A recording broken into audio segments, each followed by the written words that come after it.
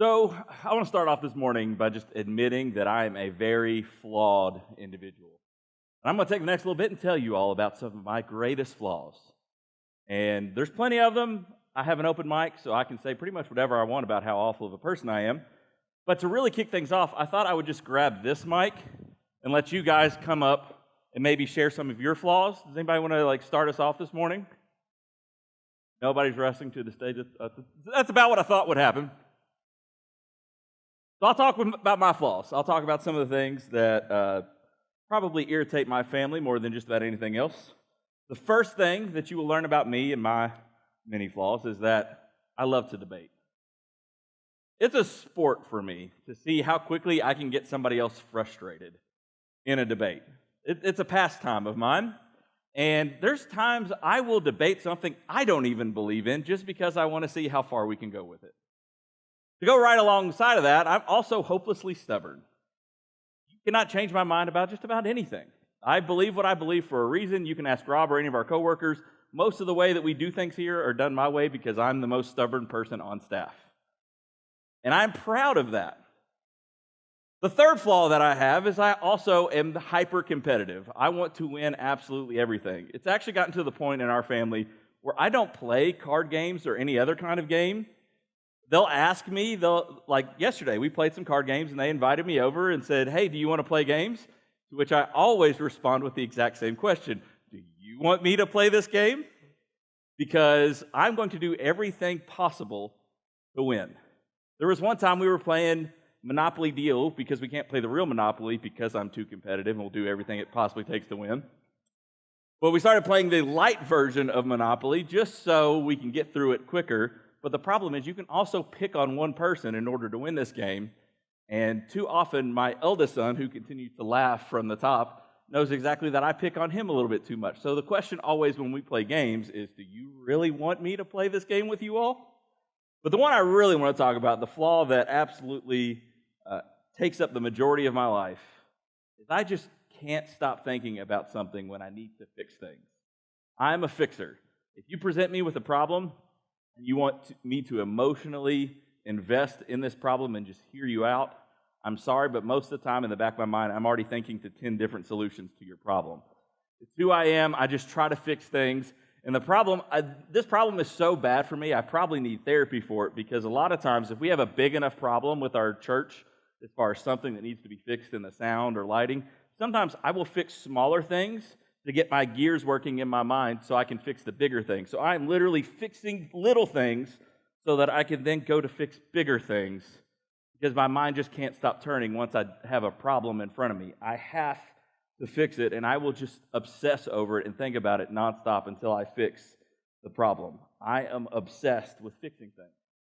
And while that is definitely an issue I need to work through as well as all of my other many character flaws, I definitely believe when it comes to being a disciple of Jesus, there needs to be a little bit of that. Being obsessive about Jesus is actually okay.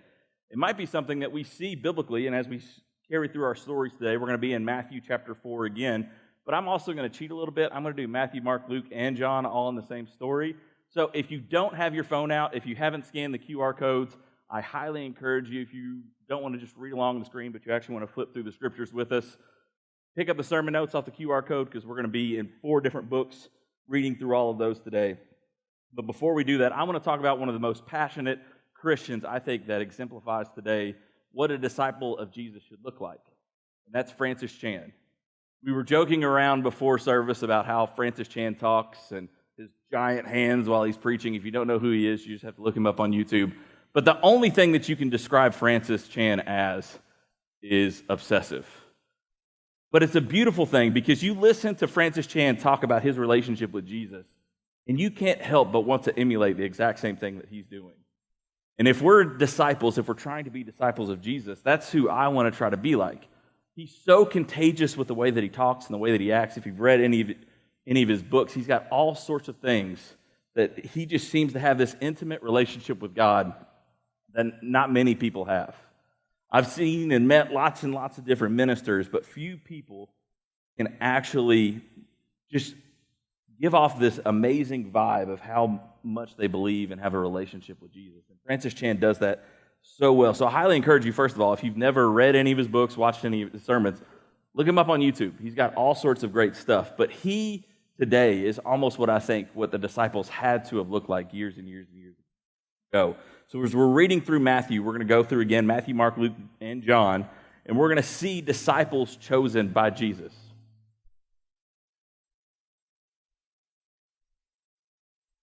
All right, so we're going to go into Matthew, and we're going to see disciples that ultimately get to be chosen by Jesus. And we're not just going to see Jesus' process through this, but we're going to see the people that he chooses. We're going to get an opportunity to see exactly who Jesus has the character qualities of all the people, all of his 12 disciples that ultimately follow him 2,000 years ago.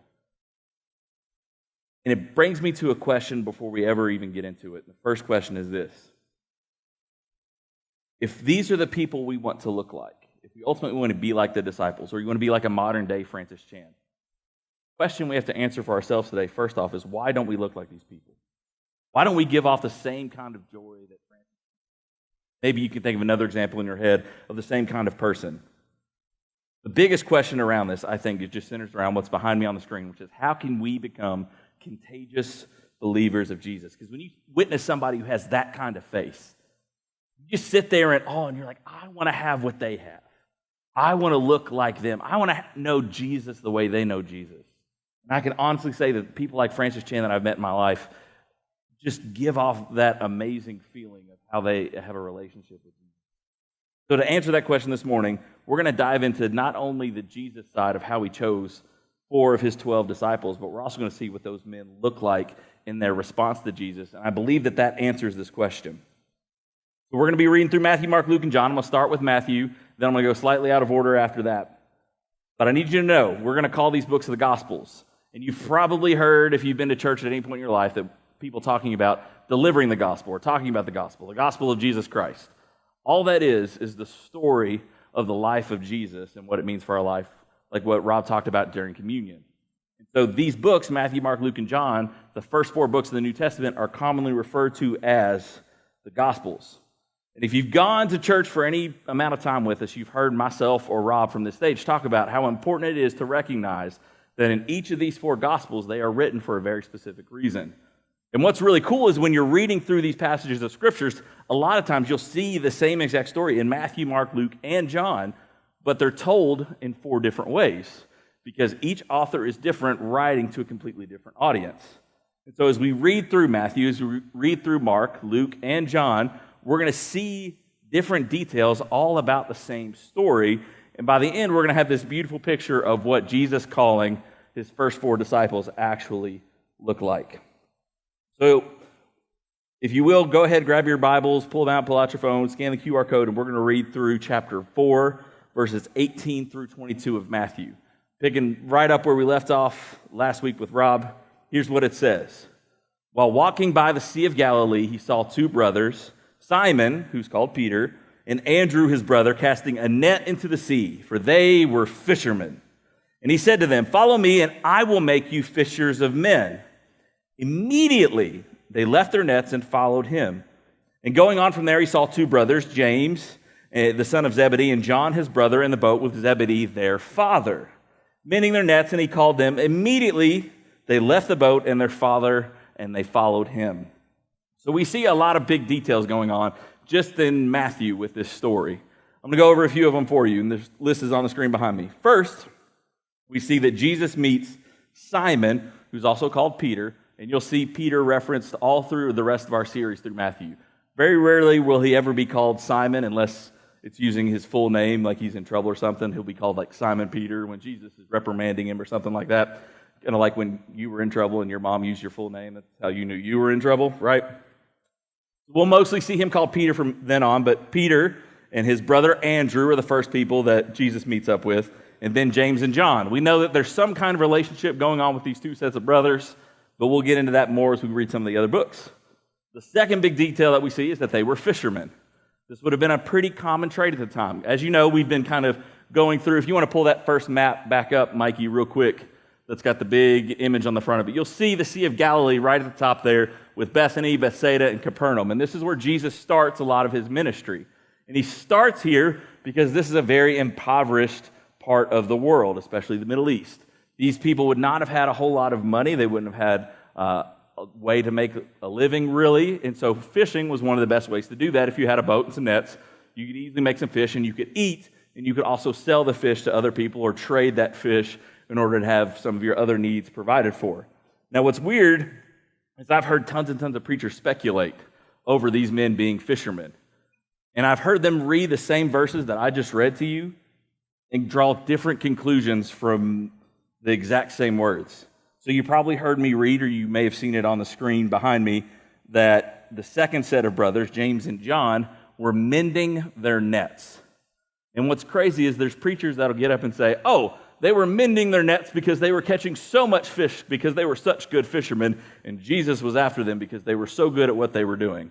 Then I've heard other preachers at the exact same time get up and say, well, they were really broke and poor, and so they had to constantly fix their nets because they didn't have the best nets possible, and they couldn't afford new ones because they were so broke, and they were bad at what they were doing because the nets were bad. Neither of which is the point of what Matthew, Mark, Luke, or John is ultimately trying to say with this one little phrase. He's just helping us know that they were fishing. They went out fishing, and they came back after they were done fishing, and they used the net. They were fishermen. That's what you should pick up from that story. The third thing, James and John work with their father. This becomes an important detail as you see at the very end, because immediately they didn't just leave their boat at the end of those verses. It says they left their boat and their father and followed him. Think about that for a second for our lives. How many things in life, if you were called to do it, would you just up and leave your family? Especially a family, maybe a family business that you were heavily invested in, but immediately they left and followed him. That's the fourth thing. There wasn't a hesitation. They didn't go back. If you and I were making these kinds of decisions, you and I would probably go and meet with our families. I would need to pray about it for at least a week. I'd have to think about it before I made any major decisions like this in my life, especially to just pick up and leave and go somewhere. Kayla and I will mull over something for a month before we make major decisions like this. However, immediately, both sets of brothers decide to leave and follow Jesus. Number 5, Jesus' request was to follow, and I will make you fishers of men. I'm not going to break this down just yet because I want to skip over to the book of Mark, where he's going to have a lot of the same phrase, but he changes some very important details. And I want to talk about what it means to follow Jesus and become fishers of men with what Mark has to say. So if you've got your Bibles with you, flip over to Mark chapter 1 and read. There's very, very subtle differences. Mark is almost exactly like Matthew because most likely Matthew copied Mark's homework. Here's what he says. Passing alongside the Sea of Galilee, he saw Simon and Andrew, brother of Simon, casting a net into the sea, for they were fishermen. I think I've made that point abundantly clear what that means. And Jesus said to them, follow me, and you will become fishers of men. And immediately they left their nets and followed him. And going on a little farther, he saw James, the son of Zebedee, and John, his brother, who were in their boat mending their nets. And immediately he called them, and they left their father Zebedee in the boat with the hired servants and followed him. For the most part, exact same story. If I read those back to back, most of you would think I just read the same passage of Scripture unless you got to read it right along with me. And you might notice there's a couple of key differences, but there's one that I really want to point out with the book of Mark. It says that James and John were in close proximity to Peter and Andrew. I emphasize that for you. It said going on a little further, meaning that when Jesus asked the first set of brothers to follow me, I will make you fishers of men, it's likely that not far down the shore, maybe even right next to them at the shore, were the second set of brothers overhearing what Jesus maybe even said. They were very close, which tells me this wasn't two separate events. This was probably one event happening right after the other. There wasn't a pause. Jesus didn't go somewhere else beforehand before going to find the second set of brothers. This was an event that was closely linked together. Everything happened all at once. And so Jesus looks at this set of brothers, either almost immediately right after each other, maybe it was almost the same conversation, but he looks at them and he says, follow me, and I will make you fishers of men. This is an invitation. He is asking both sets of brothers to follow him because this was something that was done in the educational system at the time. At some point, you would get to the point where you no longer went on in your educational life. Maybe you were trying to become a rabbi. Maybe you were trying to become a religious leader. Very common idea for every every boy to go through that educational process. However, at some point you likely stopped in order to help your family make money and survive. But those who continued on through the educational system would ultimately be asked by a rabbi to come and follow them so that they too could learn how to be a rabbi. They became disciples of the other rabbis in order that one day they too might become a rabbi. In fact, the definition of discipleship or a disciple is someone who follows another person or another way of life and who submits himself to the discipline or the teaching of that specific leader or way. And so there's lots of different ways that we can become disciples. A lot of us have on this silly little wildcat that we wear around and scream at teenagers running around on a football field every single week, and we are often disciples of sports teams. There's a lot of Bengals fans that came out of nowhere in the last couple of years. There was all these Bengals disciples that nobody even knew existed. We can be disciples of a lot of things. It can be movies, it can be music, it can be artists, plays, whatever. You can be a disciple of almost anything. But if we are going to be followers of Jesus, that is something that looks a little bit different. And what's sad, a lot of times us as Christians, we're actually a lot better at following the local sports team or the local artist than we are at following the Savior of the world. And I think this phrase is what makes it a little bit different, honestly. Fishers of men. It's not something that we talk about. It's not something that we use in regular everyday language. I was in student ministry for a long time. There were a lot of females in my youth group when I was in student ministry, and I told them that I was going to teach them to be fishers of men. They might take that a little bit differently. But what it meant back then was it was a literal change of profession. Every single day they went out and they were trying to find fish. That's what it meant to be a fisherman. If you were going to follow Jesus and become a fisher of men, that meant every single moment that you would have spent going out into the sea trying to find fish, now it is your life's work to find men to be disciples of Jesus. And it looks very different from the life they once lived, but immediately every single one of those men threw everything aside and followed Jesus. Let's skip ahead to the book of John now. I want you to see the slightly different version that John tells and where we get a few more details about what this story actually looks like. This is John chapter 1, verses 40 and 42. It says, one of the two who heard John speak and followed Jesus was Andrew, Simon Peter's brother. He first found his brother Simon and said to him, "We have the Messiah," which means Christ. He brought him to Jesus, and Jesus looked at him and said, "You are Simon, the son of John, and you shall be called Cephas," which means Peter. We see suddenly in this moment, instead of just the whole fishing experiment that Jesus talked about in the first two books that we read, John gives some very different details here. The first thing that he says from the beginning is that Andrew was a follower of John. And it's not John, the other set of brothers, it's John the Baptist that we talked about several weeks ago. Andrew was a disciple of John and heard everything that John preached. So when John got up and said, "Repent, be baptized, for the kingdom is near," it's likely that Andrew was there and heard that sermon and knew, just like everybody else at the time, that they were looking for the Messiah, and the Messiah was here. And when he heard John say that Jesus, this man, was the Messiah, that was something that he quickly and hurriedly really wanted to go and tell his brother, because this is something everybody at the time was looking for.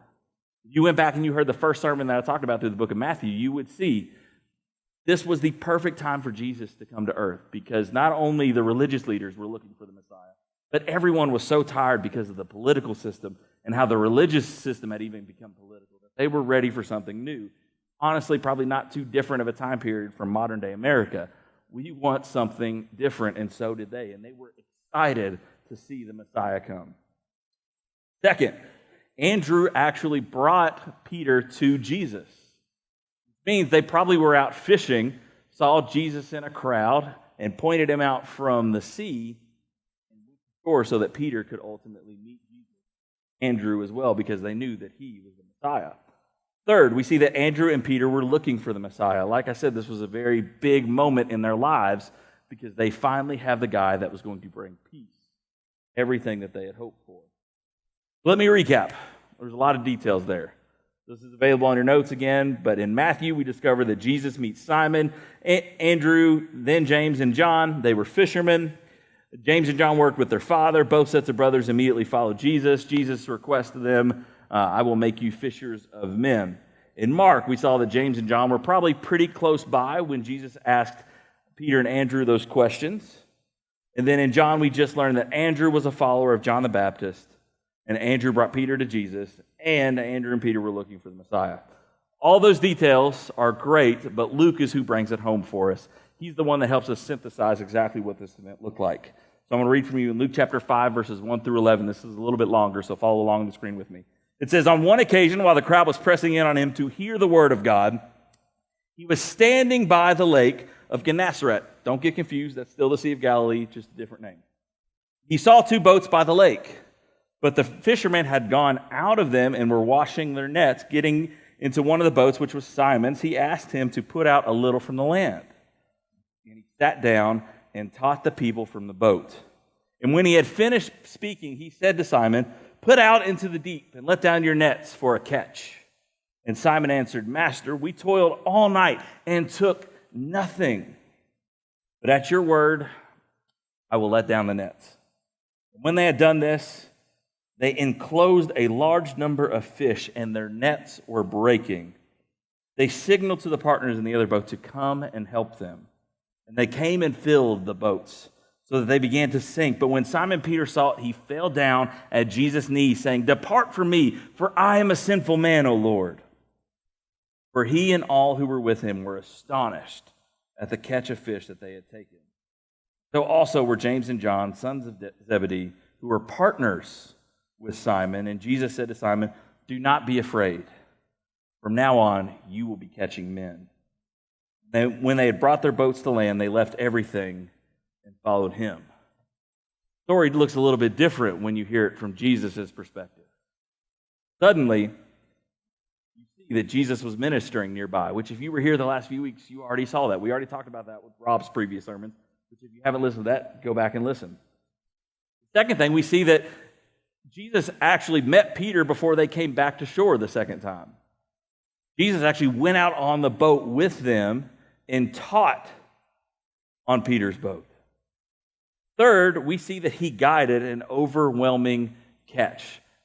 Now, this was probably pretty crazy when Jesus made this request. When Jesus asked them to set out in the deep, think about all the things that had to be going through Peter's mind at the time when he was asked this. First, they'd already, like Peter said, they'd already been out all night long. They'd been laboring all night to catch fish because that is the best possible time to catch fish. And they came back with nothing, meaning they were hungry, they weren't going to have any more food to eat, and they weren't going to have any fish to sell. If you can imagine, I'm sure those people are pretty cranky. We get kind of cranky when we miss one meal. They were probably not going to eat that day because they had no fish in their nets. Peter's probably tired. He's probably hungry. Probably hangry is not a bad description. More so than that, Jesus is telling them to cast out into the deep. And the deep is very difficult because they probably just had small boats at the time. And small boats can't handle big wakes, especially that far out into the sea. So they were not prepared mentally, they were not prepared physically, and they were in no way ready to go back out into the deep. But because of what I just told you from John, back in the other gospel, where Andrew told Peter, this guy's the Messiah, even though Peter's probably doubting a little bit at what Jesus is trying to tell him in the moment, he reluctantly says, yes, we will go back out. And because of that, they catch this giant group of fish that is so large that it takes two boats to bring everything in. And even at that point, it was sinking.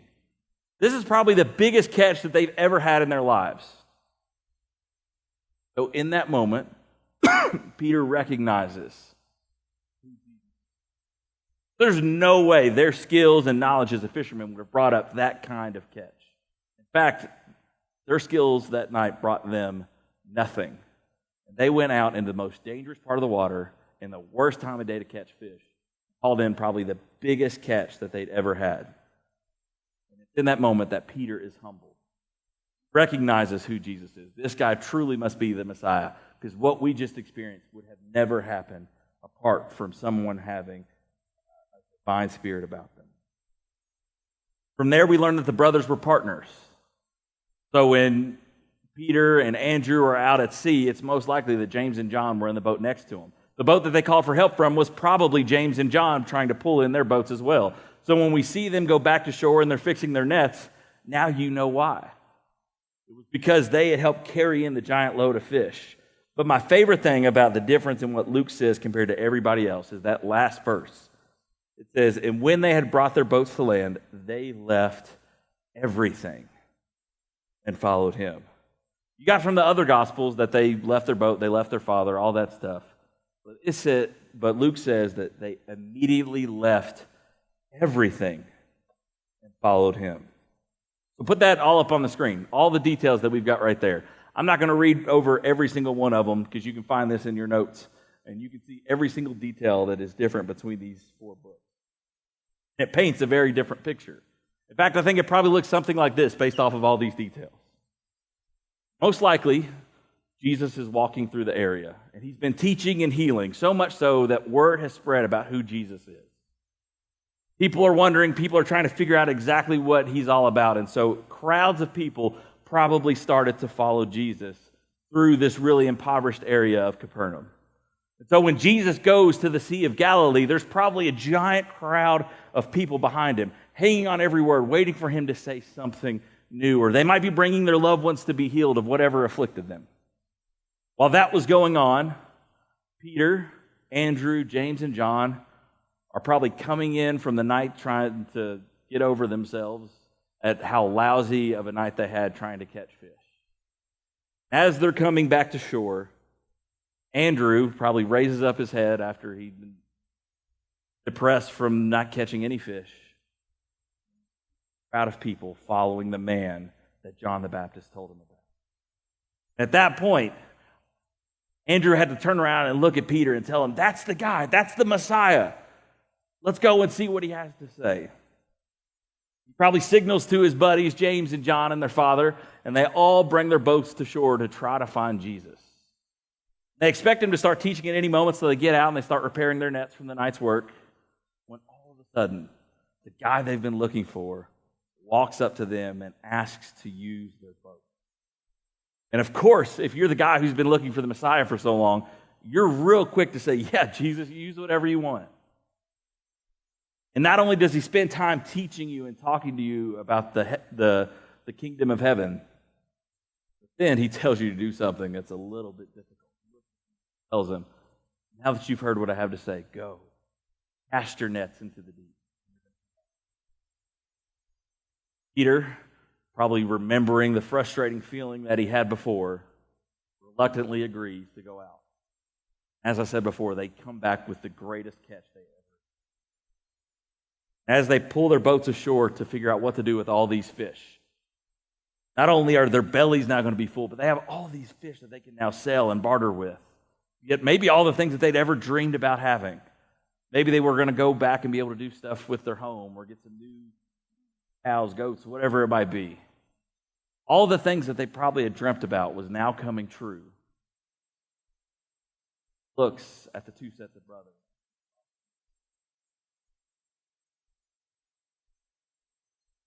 In that moment, when they had everything that they could possibly have dreamed of, immediately they left everything and followed him. I imagine that situation being more difficult. I imagine if I was in that situation, I would have a really hard time.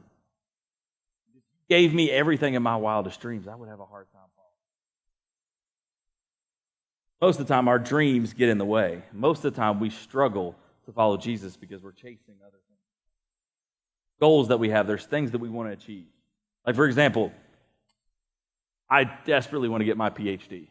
Well, even though that might have some ministry significance, it will also probably drive my wife crazy. But I want this for a very specific reason. I want it not only so that I can educate myself, but as many of you know, my grandmother passed away this past year. I'm so blessed because I got to spend more time with her than any of my other grandparents. She's one of the best and craziest people I've ever met in my life. She's the type of person that you knew her opinion and she didn't care who you were. She was going to tell you what she thought in that moment. Beautiful lady. But there were 2 things that I really got to see absolute joy on her face with. It was when she got to meet her great-grandchildren. And I wish I had a picture. I had a hard time finding a picture of her with all my kids. But she lit up anytime my sons or my niece got to go see her. That was the happiest I ever saw her. But the only other time was when she got to see me graduate with my master's. She was so happy. And when she found out that I wanted to get a PhD, she looked at me and said, "We're going to have a doctor in the family."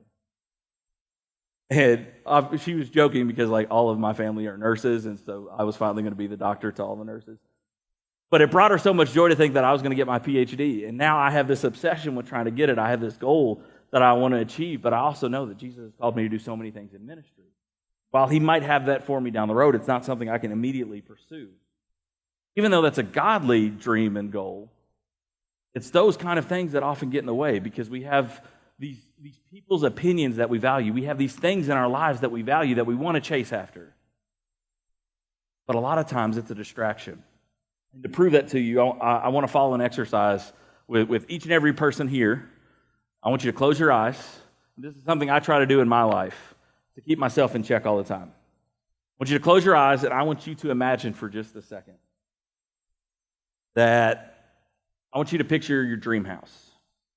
I want you to picture maybe the bathroom renovation you've always wanted, maybe the kitchen you've always wanted, maybe it's all the house projects you have in front of you that you've dreamed about doing. Imagine all those are done. Or maybe it's the house you've always wanted to build in the location you've always thought about. Picture yourself in that house. Now, after you've got a picture of what that looks like, I want you to picture the car that you've got parked in the driveway. Be a Ford F-150 Raptor, it could be a Corvette, it can be a Ford Mustang, whatever you want it to be, it's in the driveway. After that, I want you to imagine yourself going to your car, getting in, and headed to your dream job. Job that you've always said you wanted, with the salary you've always said you wanted, or maybe it's the amount of money that you've got in the bank that you need to retire. You've got that in this. All right? After that, maybe you never got to your car because you wanted to work from inside or you were ready to start, whatever it might be. Imagine you've got it. Second of all, put the number of kids you wanted to have, the grandkids playing out back, whatever your dream scenario is, you've got it. Picture it. It should make you smile. Now I want you to open your eyes and tell me, in all those dreams, where did you find Jesus in that? Because I think as American Christians, a lot of times we're so busy chasing the dream and the stuff and the things that we value in life that we forget that Jesus is the actual prize at the end. Sometimes we think it's the stuff. Sometimes we think it's the achievement. Sometimes we think it's the reaching our goals. But more often than not, the dreams we're chasing don't include Jesus. If we want to be contagious followers, if we want to be contagious disciples, if you want to be like the people that you've met in life that just clearly have something different,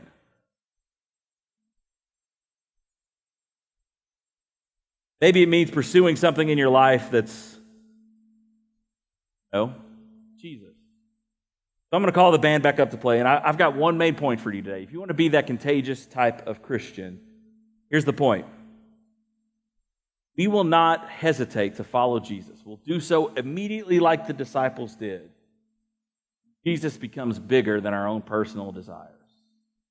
When he becomes the thing that we are pursuing, when he becomes the thing we are chasing, suddenly everything in our lives becomes different. Because no longer do we relentlessly pursue our goals and our dreams, while those might be good. They might even be heavenly style dreams. But if we want to immediately drop everything and follow Jesus, it means that everything we've been chasing doesn't matter as much as Jesus does. So that's really the question that each and every one of us has to wrestle with this morning. It's not about a system of priorities, it's Jesus. The pursuit of Jesus is the only thing that matters. So my question for you today this morning is, how is that pursuit for you? We're asked today, if you felt the Spirit moving you to go and do ministry in some way, shape, or form, drop everything. Follow him. That's what we're trying to achieve. Let me pray for you guys this morning. Do a little bit more worship. Lord, I'm so thankful that you are a God who is relentlessly pursuing us at all times. Lord, I'm so glad that you've asked us to follow you, that you want to be there with us every step of our lives. Lord, I ask that you make it abundantly clear for myself and for everyone else called us to, the type of discipleship that you've called us to, the way that we can make disciples around us wherever it is that we are. Lord, I pray that you would push us in that direction, and Lord, I pray that you would give us the courage to bravely follow you wherever that might be. Lord, we love you so much, and it is in your Son, Jesus'